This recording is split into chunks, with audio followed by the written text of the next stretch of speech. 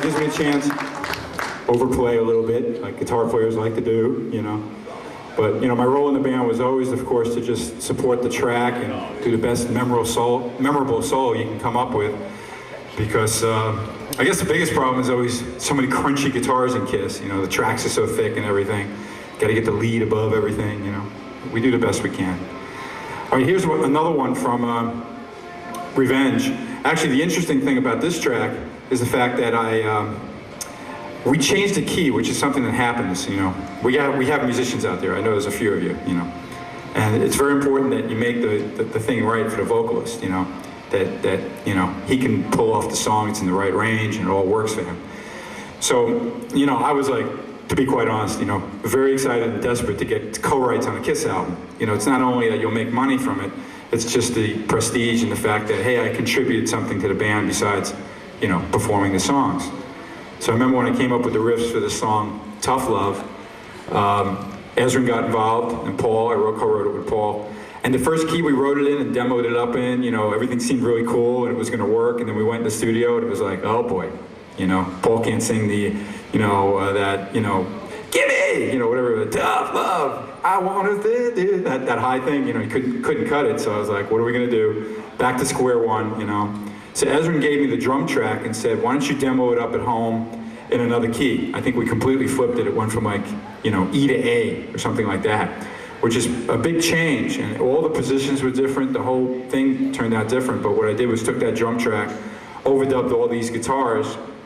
I actually played bass on that track on Revenge anyway, so it wasn't too hard.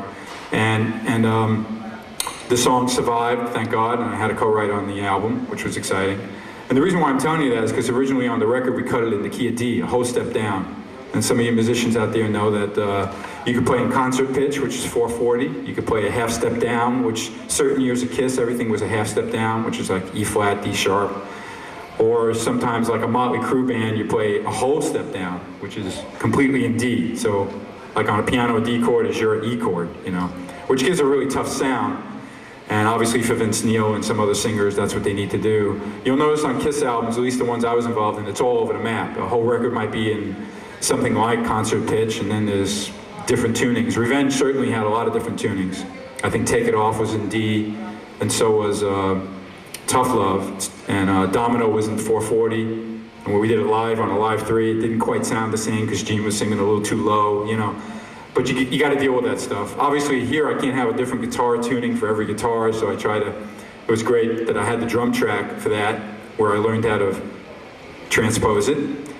And so everything you hear on that is me imitating what was played on Revenge, except for the drums. Those are Eric Singer's drums on the Tough Love thing. So this one will sound just a little smaller production-wise, because some of it was transferred off and done in my home studio, but still the same vibe. Again, obviously there's no vocal, because I started with just the drum track, right? So, but Tough Love's got a lot of cool riffs, so it gives me a chance to play again. So here's Tough Love from the Revenge record.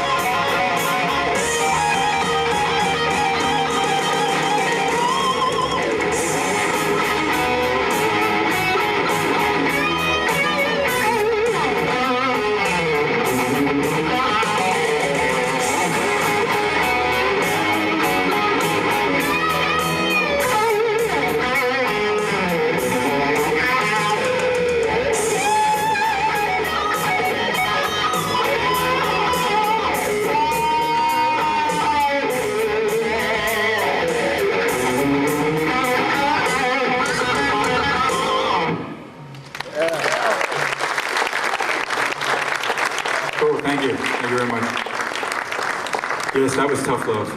All right, we're done with the revenge section of this clinic, okay? By the way, did you tell anybody like, hey, yeah, I'm going down to see this guitar clinic? And someone goes like, what's that, right? People ask. Yeah. They think maybe it's like some sort of like doctor thing or something. I'm gonna check you guys out. I don't know. I explain it to people, but unless you've experienced one, you just don't know, right? And everybody does it differently, which is kind of what's interesting about it. The one-man show, that's what I am today, right? All right, now I gotta switch guitars. I think the next song up is something from the new record, so hold on a second. Let me make a switch here.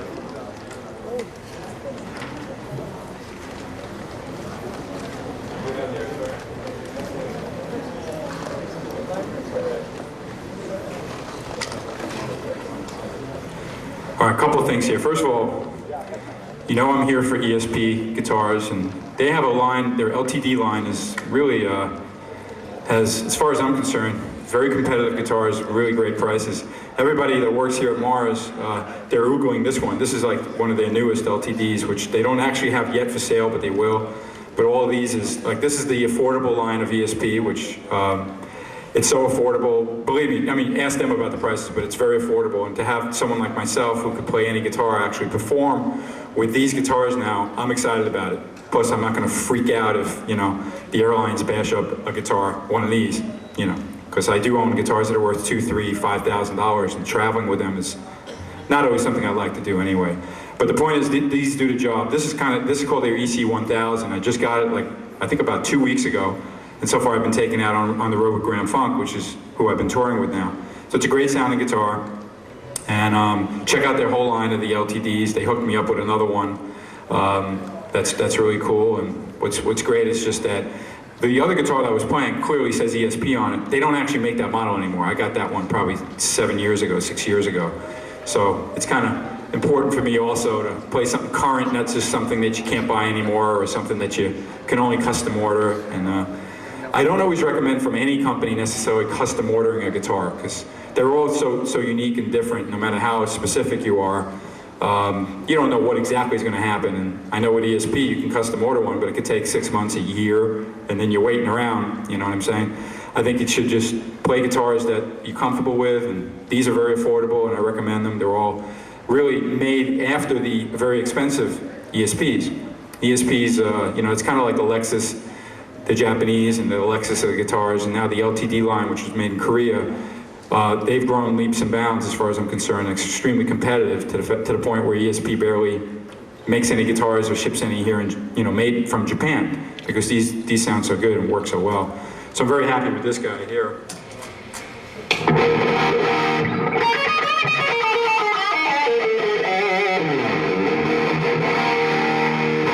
This is like your real powerful Les Paul kind of tone. That's my powerful Strat kind of tone, you know. And if you saw me last night with Graham Funk, right? Yeah, this is the one. Yeah, it was ripping, right? Yeah, I busted a string. Yeah, I was like, ah, it happens, you know. Actually, it's something I got to figure out. There might be a little burr over here. It happens on any new guitar. You're taking a risk getting up there on stage, you know. But the only thing different stock-wise on this guitar is they originally come with EMGs, the expensive EMGs. I'm not a big fan of EMGs. Some people love them. I know the guys in Metallica like them a lot. I like the Duncan pickups, you know. And keep in mind, you know, whenever you get any guitar from any company, certainly one of the few things that really can help a guitar or make it better is a pickup change, you know. The only other thing, sometimes you want to put better tuning pegs on it. This already has these locking Spurzels, which are great, okay? Like there's a Viper model that ESP makes that's a really awesome guitar too. They hooked me up with one of those. The only thing I changed was the pickups and the tuning pegs, you know, which is affordable upgrade. And then the guitars, you know, really pro. In fact, I did a host show on one of those guitars, and those are really inexpensive, much cheaper even than these. But this is nice. It's got a beautiful veneer top and this abalone inlay, which obviously they know how to do in Korea. I was telling the guys earlier, I've been through the Korean airport. They do a lot of, you know, you go to the gift shop, everything's made out of like shells and abalone and stuff like that.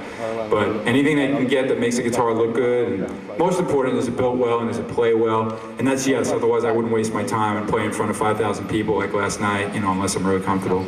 Might have been more people there if you count all the fish. No, never mind. I know everybody had to get out of there because of the turtles or something. There's turtles here, down here or something. They come up and they migrate. I don't know. I wanted to hang out, but I couldn't.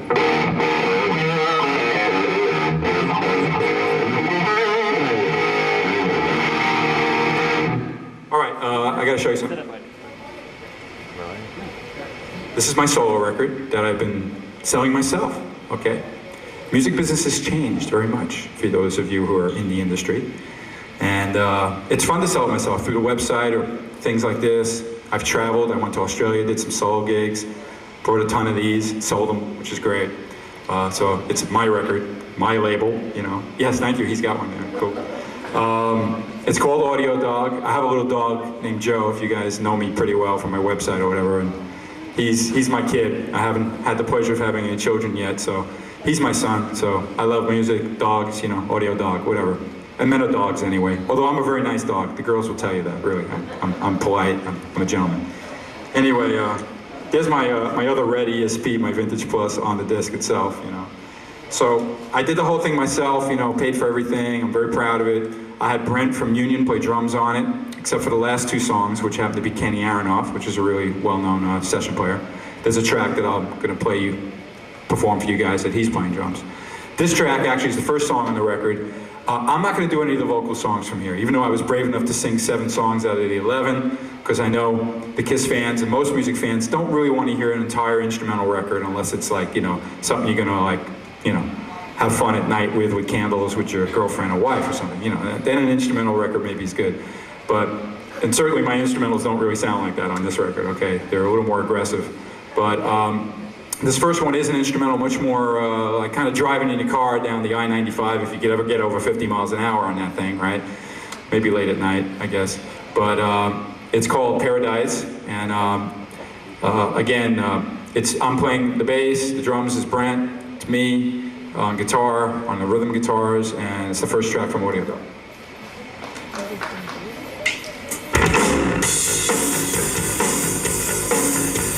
Very Gene-like bass playing, right?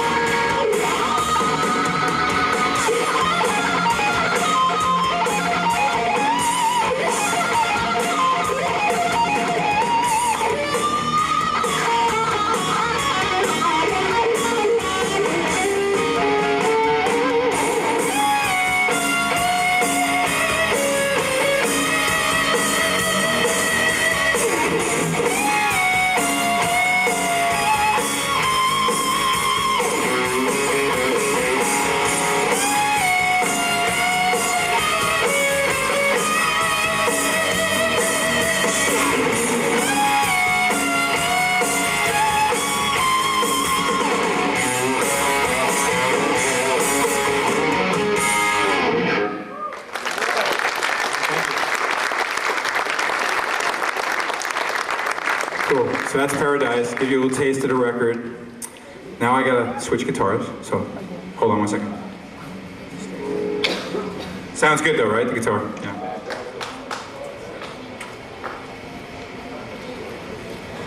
Why I see this way?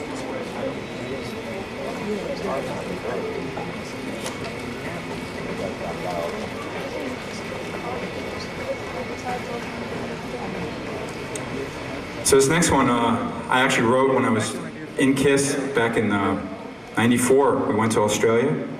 I came up with this like kind of, I don't know, it was a little bit of a haunting picking part that I liked. Helps if I plug in, yeah. And I was doing it at some clinics, and I did it for an Ace Frehley like tribute record or something, which you can't find. I think the guy who put it out went bankrupt. I don't know what happened. So I recut it anyway with Brent again, and I played the bass on it, had a funky EB3 sound on it, which is like a vintage SG kind of guitar bass. Kind of cool. So this one's called Liar. There's no vocals on it, although I kind of got the title like as if someone's screaming, "You're a liar," you know, which, you know, people occasionally want to tell people. Hopefully not someone close to them, but it's got a kind of mellow verse with an angry chorus, so you get the idea. So here's Liar.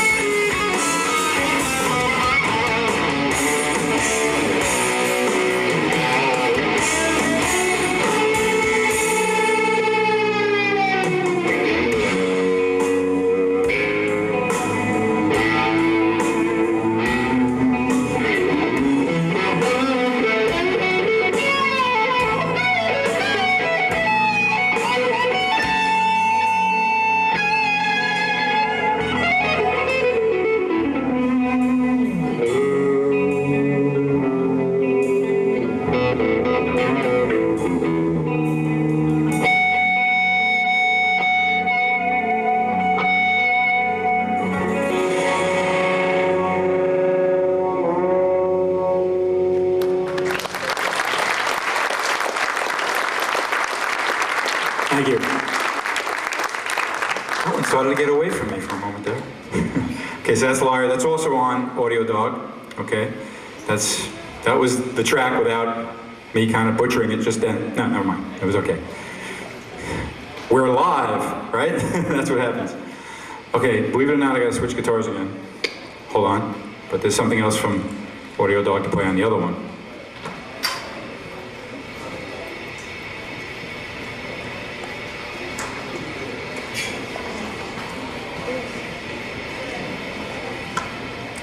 So you remember I mentioned Kenny Aronoff earlier, who's a great drummer.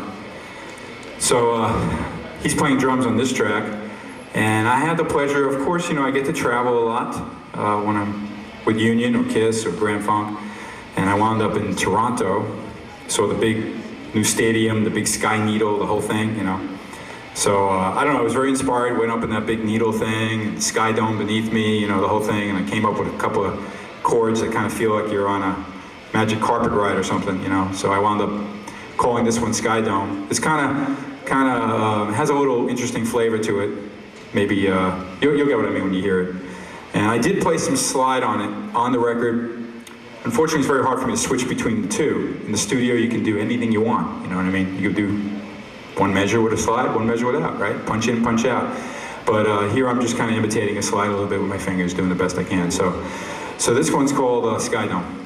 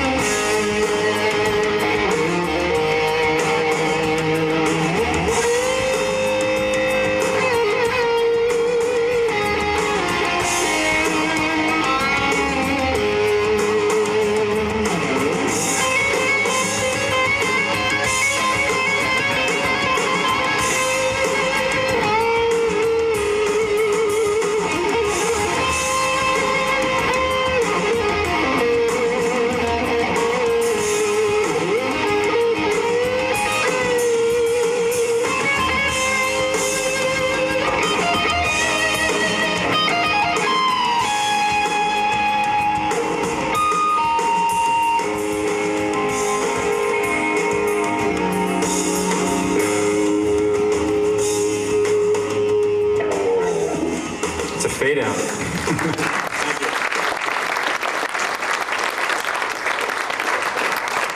All right, there it was. That was Sky Dome. Again from Audio Dog, last track, fading out, tripping out. I like that young girls with guitars like strapped onto them. That's cool. How long you been playing? 2 weeks? Okay, keeps you out of trouble, right? Actually just attracts more boys. How did you do that? Cool, right? You can show off and flip them off when you need to, right? Gotcha. I got the scene here. Okay. Well, guitars are for everybody. They're a hell of a lot of fun, and obviously they've become incredibly affordable lately. I just want to remind everybody. I mean, when I was growing up, well, certainly there were some used guitars that seemed like a good deal. Now you can't get those, of course. Now they just copy those, but they're doing a really good job. A lot of the companies have gotten a lot better through the years, and like I said, these LTDs play really well, and they're very affordable. So it's kind of cool that finally, ESP, the company's got guitars that are affordable, because otherwise they were just way out of the price range of most people, But let's take, let me see. Let me take some questions now. Yes, now's the time. I forgot. I got lost. I'm back. Okay. All right. I know you guys got some things to ask, so don't be shy. Yeah, right there. White shirt. Who are my guitar heroes? Well, I started off loving, of course, the Beatles, but I was more like a band, even though I'm very sad about George Harrison this year, or late last year that happened. Very sad. But Jimi Hendrix really freaked me out, of course. I still very much love what he contributed, and his music still kind of lives on, car commercials or whatever, but he's still there. Love Led Zeppelin, of course, Jimmy Page. Well, let me finish. Eric Clapton, of course, and Jeff Beck. Now, I mean, guitar heroes are not really happening anymore. I mean, there's good players and good bands, but it seems like a lot of the bands now, it's not that that's bad, it's just that the solo might be just a couple octaves, you know what I mean? They're doing like an octave theme, and that's about it. They don't get a chance to really shine, unfortunately. Of course, Satriani and Steve Vai are great players, but I prefer just some of those classic rock guys that I just think are great, But most of the new bands that are doing well, they do have interesting guitarists, but you can't learn to appreciate them, and not everyone's going to know, well, who's really the lead guitar player in Incubus? Or, I mean, Creed, kind of Mark. I've met Mark, by the way, from Creed. He's a great guy, big Kiss fan. And again, he's not really playing any leads, So it's kind of really, really hard. I mean, you got bands like, Puddle of Mud and everything, or Nickelback, and it's like, well, who's the guitar player? Who cares? And I'm not saying that in a bad way. They got some good songs out there. It's just, But that's partially, each generation wants its own music, and it seems like MTV maybe has this unwritten rule, no guitar solos, please, And maybe one day they'll break out and that will happen again, but I'm hoping. And I'm sure whoever does it, whether or not there's going to be another, Eddie Van Halen, of course, another hero of mine. When that happens, it's going to be amazing. But I got to admit, guitar playing got stretched to the point where it just became, all right, why don't you just kill it already, And the whole thing of, all the shredding and the overplaying, it's not always that musical. So I think great songs with a great solo in it, like what Zeppelin did or the Beatles, especially the way Jimmy Page used guitar parts in those compositions, just really incredible. You can never stop learning that stuff. That's so complex. And if you really want to challenge, try figuring out some of those Beatles solos. You won't, it's unbelievable what they did. So, and they're not players like some of the other guys I mentioned, but still they were so innovative and so creative, So I look for that in bands, and obviously Zakk Wylde's great, and Ozzy, I like the new Ozzy record, although now he's a TV star. Okay. He's pretty crazy. I mean, I've met Sharon. I know Sharon better than I know Ozzy. I've met them before, and Ozzy's like kind of shaking and sweating. He's got these problems, and he's yelling at his kid, don't do drugs. Meanwhile, he's on like everything to keep him calm. It's so funny. Now they're like, I don't know. But we have a bit of a dysfunctional society, my friends. Okay, Grand Funk, we just played in Laughlin at a big biker rally, the River Run, and it was great. We did a great show Thursday night. Had a great crowd. And I was noticing a lot of, kind of more upscale motorcycle people, I was saying to the guys, it's kind of cool crowd, the girls are good looking, and even if they're in leathers and tattoos, they look respectable. Then you heard the news on Saturday, rivalry and gangs, people shot, killed on a casino floor, it's a crazy world. That's all I can say. But we need more guitar solos. Okay. Okay. Yeah. Back there with the beard. Okay. When you play with Grand Funk, you have to try to sound like Mark Farner when he did his legs. Yeah, it's a good question. Well, you know, I mean, I always take my role in bands in the same way that when I joined Kiss, certainly I wasn't going to stomp all over Ace's leads, you know. I mean, I should, especially if it's a signature song with riffs that are important. It's very important to do the right thing. So what I try to do, and if you guys do cover stuff, it's good to get the essence of what the guy did in the solo, but then be yourself too, you know. Try to put your own little vibe into it. Mark actually is a fine player. He didn't always have the best tone, okay? So I'm, you know, on the Bosnia record, actually, the tone's really good. But that's what I'm going for. I'm going for my tone, doing those riffs, and I have a blast doing, there's this one song called Inside Looking Out that's like this great guitar tune, and I get to stretch out on that one a lot, you know, but you know, yeah, I try to learn basically the you know, what I call signature riffs, you know, and then you move with that. So Heartbreaker, which is a really long song, I mean, I listened to the original, and then I listened to Bosnia when he did a live version, which he kind of straightened everything out in it. And I like the live one a lot, and I learned from that. You know, I'll put in my own vibe on it, but it's still, certainly, it fits the song, and it doesn't make sense to just try to come up with something completely different. So have respect for what's there, and then just do it yourself. Do it as good as you can. Yeah, over here.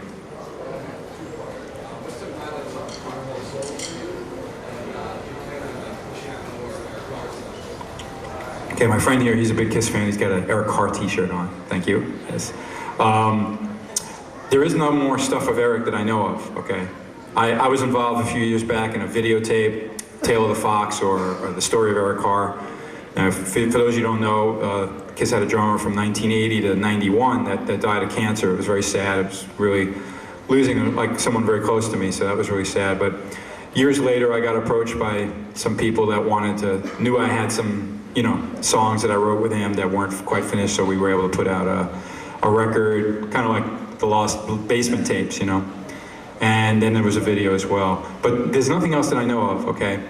And then your first part was about Carnival Souls, right? Okay. Well, you know, Carnival Souls is a really interesting Kiss album. Thank you, he's got a thumbs up.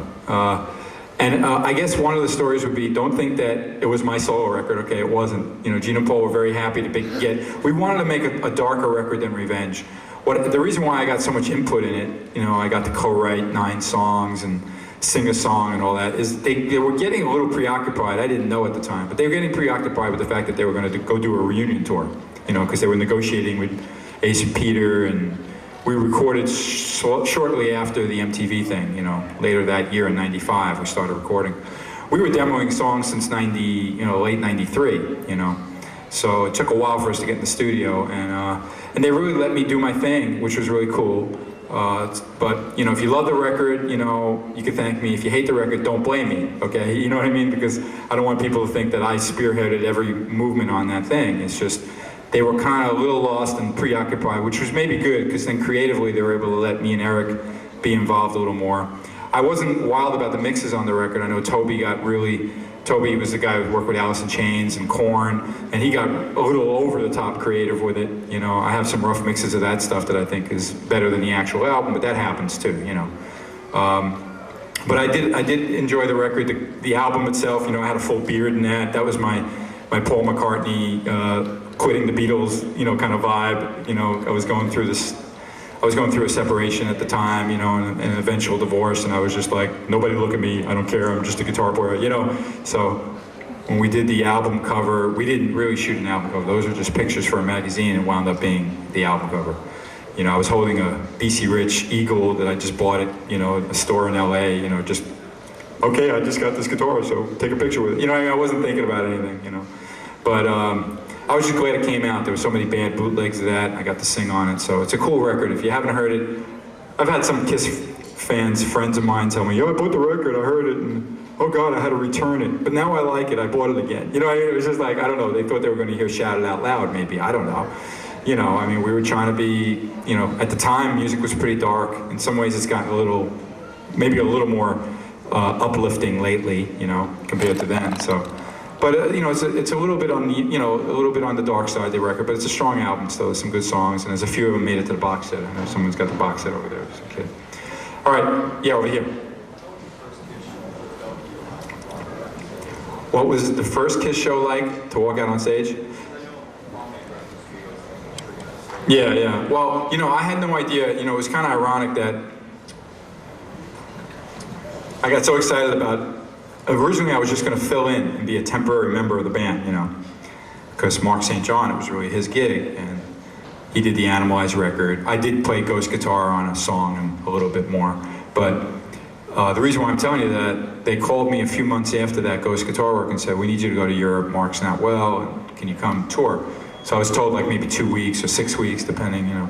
So I'm exercising like a madman, which I'm like Mr. Noodle Arms anyway. I mean, I'm a little bigger now, but I pulled a nerve in my arm, I hurt my arm, and I couldn't rehearse the first like 2 weeks out of the month that we were rehearsing, so we never got a chance to do a dress rehearsal. So we go over to England, I'm wearing an elbow guard. You know what the funny bone is, right? That's the nerve I pulled, which is very sensitive. You get banged over there, you're screwed, you know. So I was like, couldn't play guitar for 10 days, you know what I mean? I'm gonna go on tour with Kiss, oh my God, you know, it was crazy. Read about it in my book, though. I mean, I am working on a book. It's a good story. But anyway, I go over to Europe. You know, there we are. First gig is like in Brighton, England, or outside of London. You know, and my knees were trembling before we went on. I was so nervous. I was like, you know, I had no idea. And there we go out on stage, and Gina Paul, like, you know, Gene. You know, he's just like moving around like a maniac, and Paul's dancing, you know, like a stripper, you know, and just flying all over the place, you know, and I'm like, oh, you know, just let me see if I can play guitar, you know. So, yeah, so they dubbed me kind of the Spruce Goose back then, or Bruce Spruce or whatever, and I just wound up like a tree standing there because I didn't want to bump into those guys, you know, because that would have been really bad. First of all, my injury, second of all, I didn't know where to go, let them perform, and, you know, let Lisa guitars and Eric's drums, that would be right, you know. It was hard, but we got through it, and I actually have like some recordings of some of the earliest shows, some not great quality bootlegs, but some bootlegs, and they sound good, you know, so it was cool. But even the first Grand Funk show I did, and obviously I'm a much more seasoned player now, and I was still really nervous. In fact, we did it down here in Florida. That was last year, about a year and a half ago. Yeah, over there. What was your favorite Kiss song in Kiss album? My favorite Kiss song on a Kiss album? Well, each album I have like highlights. I love Forever on Hot in the Shade. That was a good solo I got to do on that. Tears Are Falling from Asylum. Revenge, most of Revenge I love, especially like Domino and Unholy and all that. And I like I Walk Alone. That's an interesting arrangement, that song, you know. And the vintage stuff, I always loved like 100,000 Years and She and Detroit Rock City, of course. So I got a little burned out on some of those, you know. I went to Australia, I put together an interesting set list when I did the Kiss covers, you know. Obviously I played Audio Dog songs, and I Walk Alone was one of them, but we did Tough Love, we did Crazy Nights, just a little bit different because Kiss hasn't been doing those songs, you know. We did even Mastered Slave from Carnival of Souls, which was cool. So I had fun doing some of the different stuff. People were pretty excited about that, those performances. Unfortunately, they're down in Australia, but one day maybe I'll come over here and do the same kind of stuff. Yeah, back there. What are your thoughts on Tommy Thayer replacing Ace recently, and his Paul Gene contact you possibly, you know? Right. It's a good question. You know, Kiss, there's a lot of interesting things going on in Kiss, and not all of it am I totally clear on all as well. Except I do know that Ace is not, he's just wants to do his thing, which I think means not being Kiss anymore, or not being Kiss now, which still shocks me, because I know how hard it is out there to be a solo artist, you know, but I'm sure he's made his millions from the reunion tour, so he can indulge himself and say, I don't have to be doing that.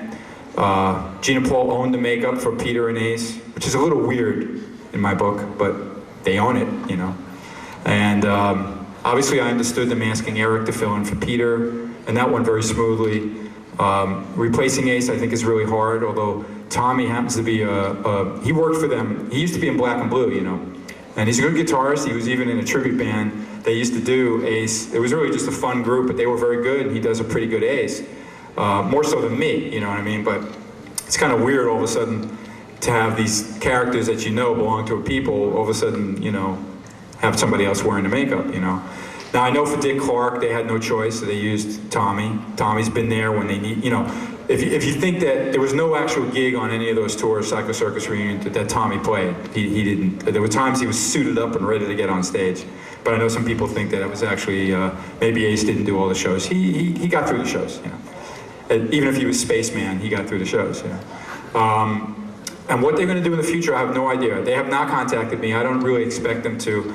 I mean, let me ask you guys. I've had 12 years as me without being somebody else, you know, as much as I, you know, certainly did vintage Kiss songs, but to suddenly become Ace Frehley seems a little odd to me. I don't know, it just seems odd. And if all they want to do is wear makeup and carry on with those characters, then really they could just use anybody they want. I'm not so sure how the fans would react, you know, but they'll put on a Kiss show anyway, you know, I guess, you know. I enjoy working with Grand Funk. The Kiss I wouldn't mind seeing down the road is like the non-makeup revenge version, but don't think they'll do it, okay? I don't think there's enough money there. I don't think they want to be seen without the makeup anymore, to be honest with you. Some of those guys need it, okay? So, but you know, I really don't know. It's always exciting. What's going to happen next, you know? And they'll probably go out and tour with Tommy as Ace, and they haven't made any official announcement yet. Not at least since I left on the road last Wednesday, right? Nothing official? You didn't hear anything?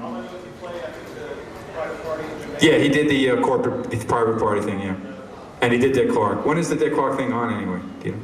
Yeah. I saw a picture from it, and he was doing Ace, you know what I mean? He was standing there like Ace. It's pretty weird. I thought I saw the farewell tour. You thought you saw? Yeah, well, a lot of bands pull that kind of nonsense, you know. No, they would call it the, I guess the 30th anniversary tour. Okay, yeah.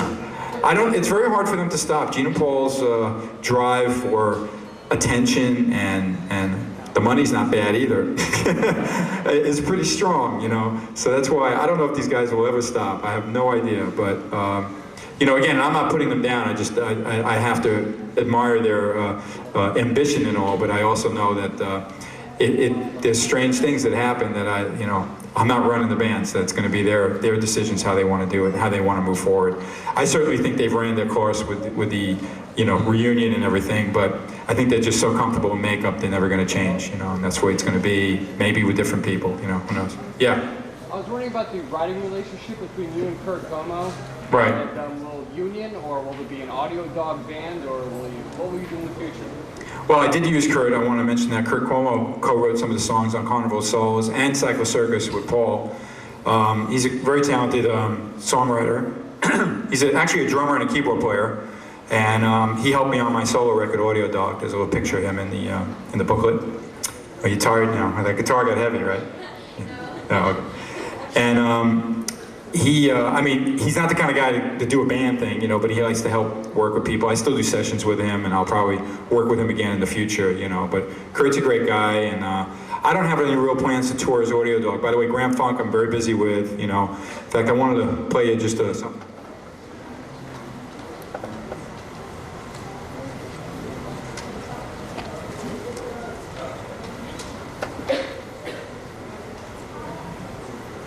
These guys are great, and this is like some of us alive. Just so you're familiar with the music. I'm your captain, you know. This is obviously without Mark Farner. There you go. Everybody's heard this song, right? You know, Getting Close to Home.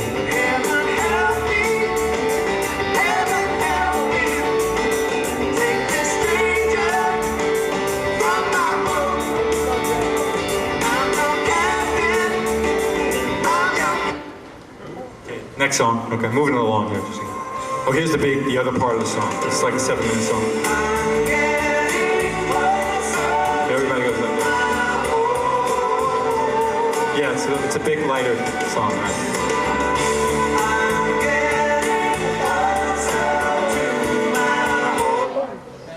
Great band. That's the new singer Max and me playing guitar. Here's one of their hits that you didn't know, just in case.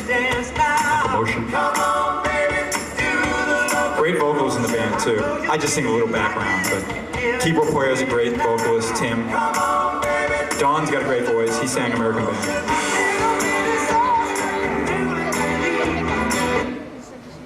That's a different sax guy. We didn't do that. We don't do that. That's the guy from Bob Seger's band. Don, I knew Don from years ago, and his wife said, call Bruce, he'd be a good guitar player for the band. We hooked up, it was good. And here's the car commercial. I mean the big song called American Band. This is me playing the lead though.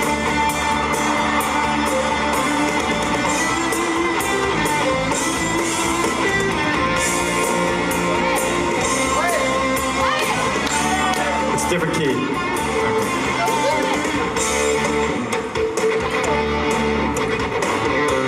It's a great song though. It's still very valid. We're the American Band, you know.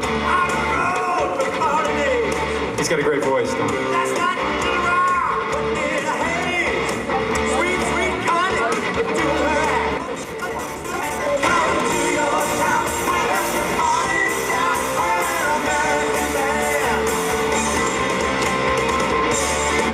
Try to get in the car.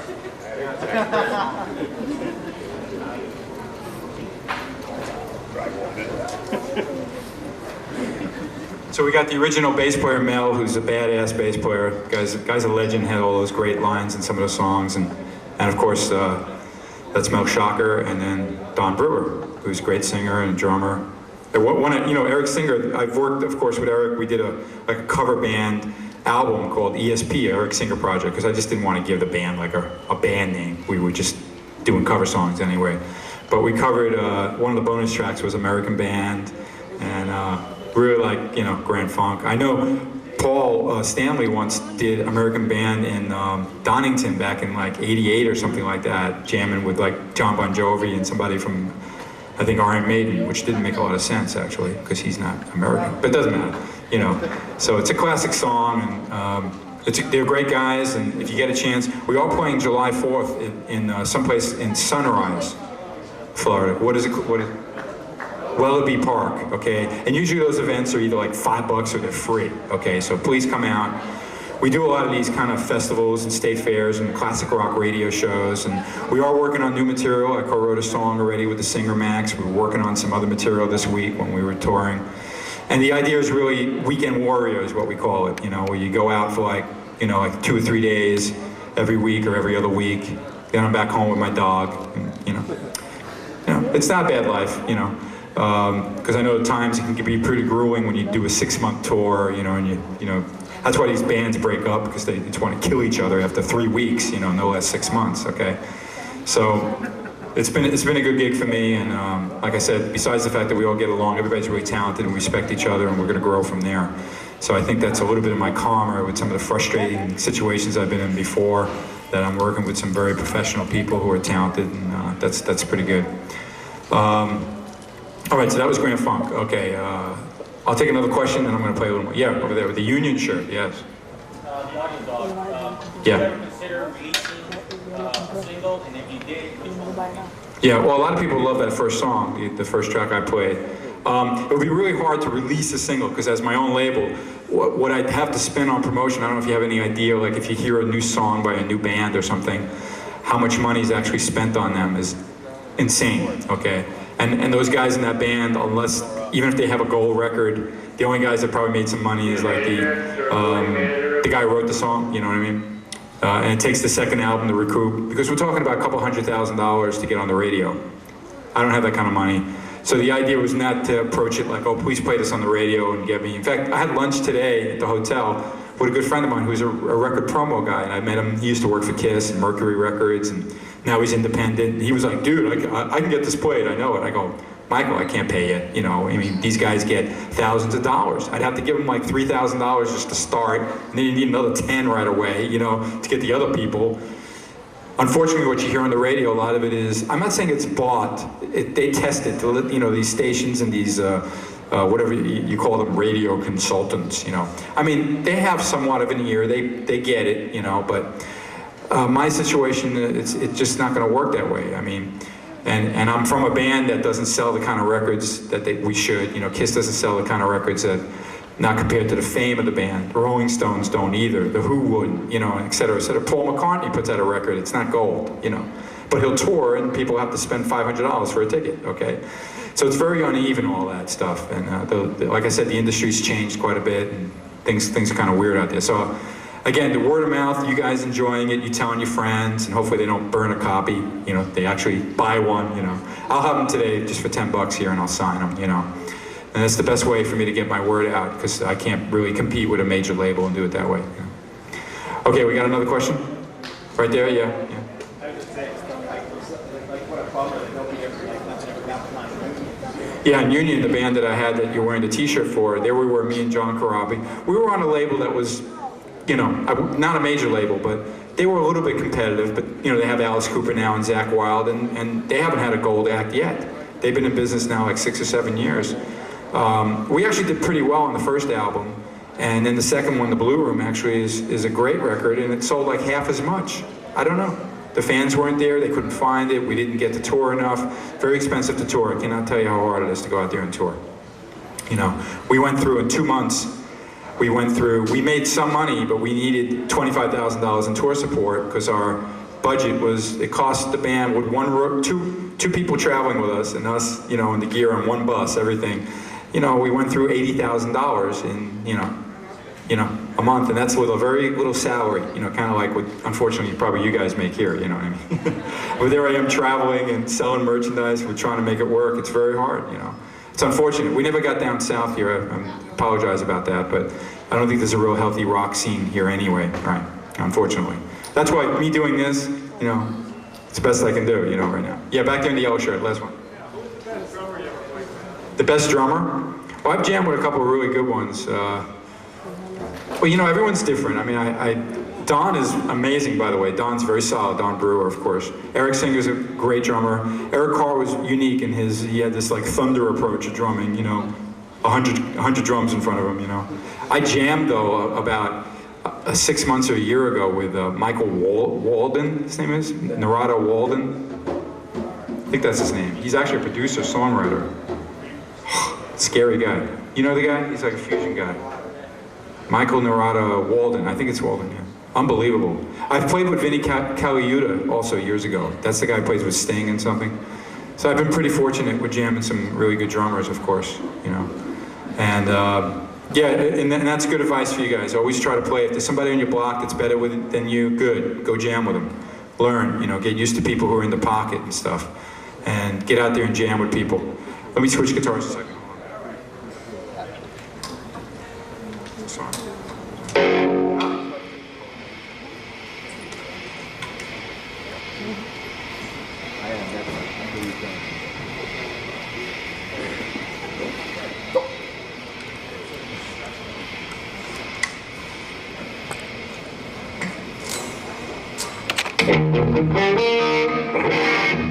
I think I came down here a long time ago. I used to play with a band called the Good Rats. We came down to Florida. You remember that?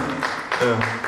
They were from the, you know, Long Island, New York, and we used to, I think we drove down here or something, or maybe flew, I don't know. I remember doing some of the rock clubs, which were more like kind of like stripper bars or dance bars. Okay. Don't know what that was all about. Don't know if that's still around here, but.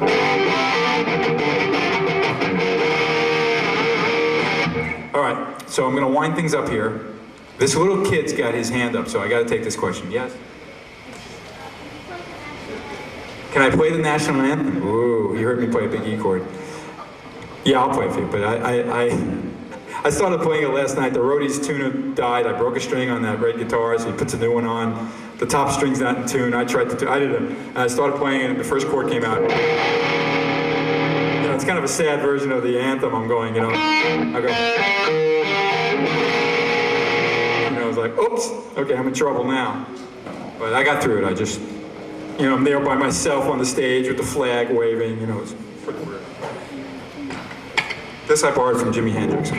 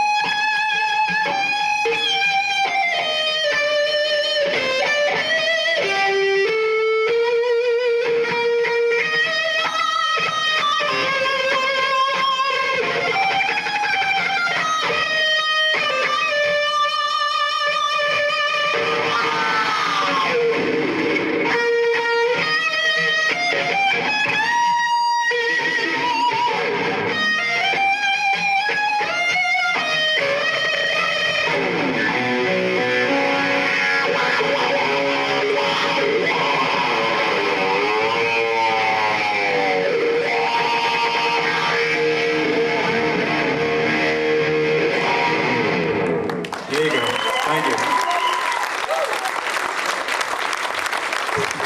You know, I got a chance to do that at I did it at a Montreal Expo baseball game, you know. Kind of funny doing it in Canada, of course, but they brought some girl out and she sang, "Oh Canada, oh Canada," you know. I felt like singing the South Park version, of course, you know.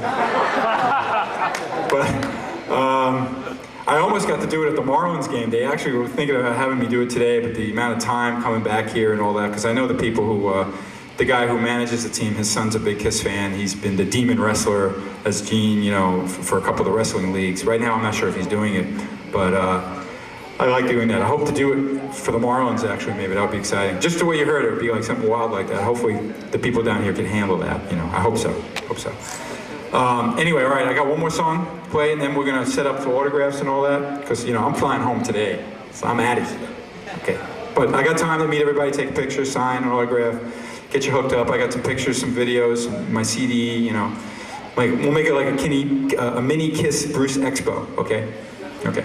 All right, so this song is, this was on the bonus EP. I first got everybody excited about my CD, hopefully, with an EP, 4-song thing. The first 3 songs were the same as what's on Audio Dog. The 4th song, though, was a instrumental that I wrote actually back in the Good Rat days, and it's called 495, like the freeway, you know, that goes up and down the coast and out in New York, yeah, you guys know it. And very much influenced by like Jeff Beck, Freeway Jam, that kind of thing, you know. Jeff Beck being a big influence. Goes through a lot of changes and all. Brent's on drums, I'm playing bass, and it's not on the current Audio Dog thing, it's on that EP, but send me an email, I might be able to hook you up with it, you know. So let me cue it up.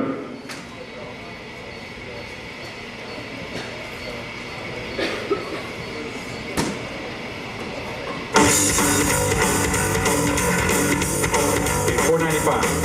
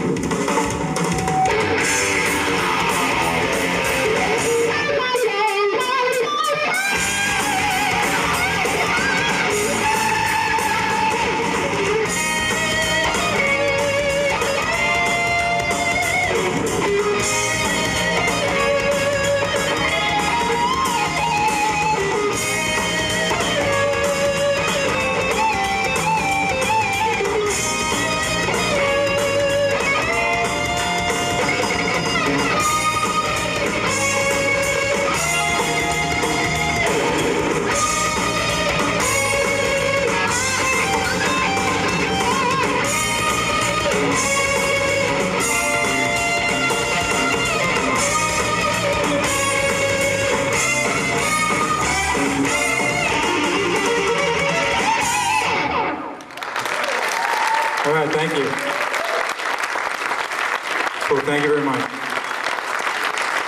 All right, so that was a guitar clean. See? Just wasn't too painful, right? All right, first I want to thank you guys, of course, for coming. Thank you so much. It's very cool, very cool. And Mars Music, and ESP guitars, and, you know, just give me a minute, put the guitars down and all. I think they're setting up that table like opposite the sound guy over there. There's a table there. We'll get my stuff out there in a minute, and stick around because I got some time to hang yet. And we'll, yes? A guitar pick? You want a guitar pick? Okay. He wants my guitar pick. Okay, don't play with it. I mean, you can play with it, yeah. I spit on that, you know. No, I'm teasing. Anyway, so again, thanks a lot, and I'll be out there in a couple minutes, okay? Thanks again, all right?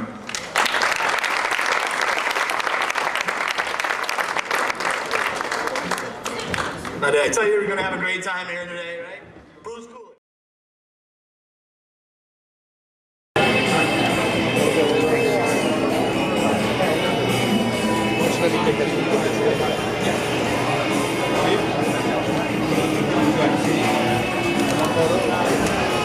Which one are you?